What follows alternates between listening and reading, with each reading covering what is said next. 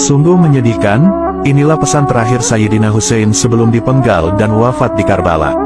Sayyidina Husain bin Ali adalah cucu kesayangan Nabi Muhammad yang mendapatkan derajat mulia di sisi Allah Subhanahu wa Ta'ala. Meskipun saat beliau wafat di Karbala, banyak pasukan penguasa yang berbuat zalim atas perintah penguasa Damaskus yaitu Yazid bin Muawiyah. Tentu sangatlah zalim ketika seorang cucu Nabi ditombak, dipanah, ditebas, dipenggal kepalanya, bahkan tubuh beliau diinjak-injak sampai menyatu dengan tanah. Belum puas, tubuh yang sudah tak bernyawa masih diarak ramai-ramai keliling kota.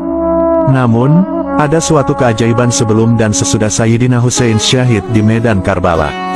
Sebelum wafat, Sayyidina Husain adalah termasuk golongan yang menentang dan enggan berbaiat kepada penguasa Yazid bin Muawiyah yang kala itu dianggap zalim. Sikap teguhnya itu semakin memuncak ketika ada surat dari penduduk Kufah yang berjanji akan mendukung dan membaiat Sayyidina Husain. Akhirnya, berangkatlah Sayyidina Husain dan rombongan menuju Kufah. Rombongan yang mengiringi beliau terdiri dari pria dan wanita, keluarga, termasuk yang turut dalam perjalanan itu adalah putra beliau yang masih kecil. Namun, ketika mereka sampai di padang Karbala atau beberapa kilo dari Kufah, mereka lantas dikepung oleh pasukan utusan penguasa. Berhari-hari mereka terisolasi.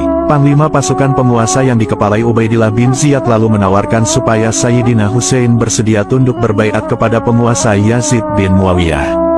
Tetapi, Sayyidina Husain menolak tawaran itu sebab kekuasaan Yazid dianggap tidak sah. Pasalnya, Zaid dan ayahnya sudah merebut kekuasaan Khalifah Ali bin Abi Thalib yang tak lain ayah Sayyidina Husain. Sikap kokoh Sayyidina Husain ini lantas menyulut api peperangan. Tepatnya pada tanggal 10 Muharram tahun 61 Hijriah, sesudah mengerjakan sholat subuh, Sayyidina Husain keluar dari tendanya. Beliau lalu menunggangi kuda kesayangannya. Namun, tiba-tiba beliau melihat pasukan penguasa yang sudah mengepung di sekeliling beliau. Sayyidina Husain lalu menatap pasukan pengepung dan berpidato sangat indah serta menyentuh hati. Beliau berkata, "Lihatlah nasabku, pandangilah siapa aku ini. Lantas, lihatlah siapa diri kalian. Perhatikanlah, apakah halal bagi kalian untuk membunuhku dan menciderai kehormatanku? Bukankah aku ini putra dari anak perempuan nabimu? Bukankah aku ini anak dari wasi dan keponakan nabimu yang pertama kali beriman kepada ajaran nabimu? Bukankah Hamzah sang pemuka para syuhada adalah pamanku? Bukankah Ja'far yang akan terbang dengan dua sayap di surga itu pamanku?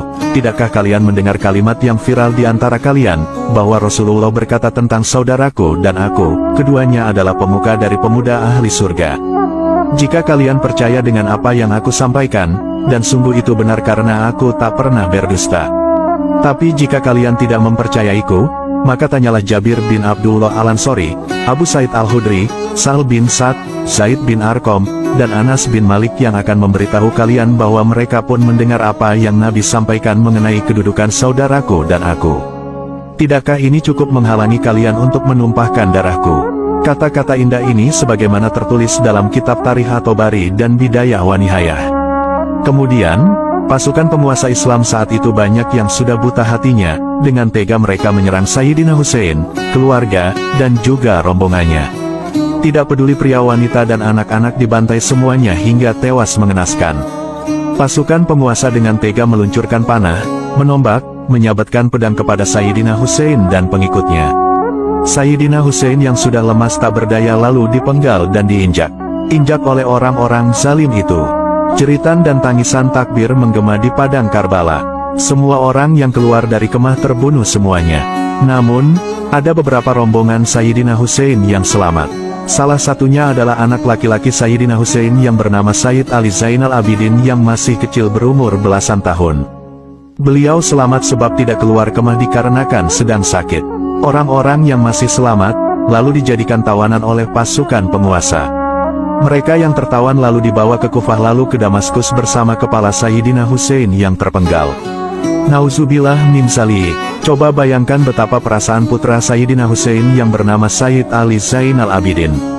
Bayangkan betapa sakitnya seorang anak mengiringi kepala sang ayahanda yang diarak dari Kufah ke Damaskus dalam satu kendaraan.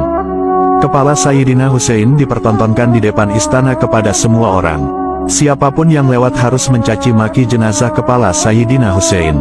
Pertontonan ini berlangsung sampai Yazid bin Muawiyah merasa puasa.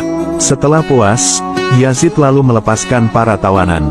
Setelah bertahun-tahun pasca wafatnya Sayyidina Hussein di Karbala, ada sebuah keajaiban yang terjadi di makam beliau. Hal ini juga menandai betapa Allah memuliakan cucu Nabi Muhammad SAW. Habib Umar Al-Hafiz pernah mengisahkan bahwa saat kepala Sayyidina Hussein dipindah dari Askelon Palestina ke Kairo Mesir, ternyata jenazah kepala Sayyid Hussein masih utuh. Padahal sudah bertahun-tahun dimakamkan, ternyata kepala mulia Sayyidina Hussein masih utuh dan berbau wangi layaknya jenazah yang baru meninggal dunia.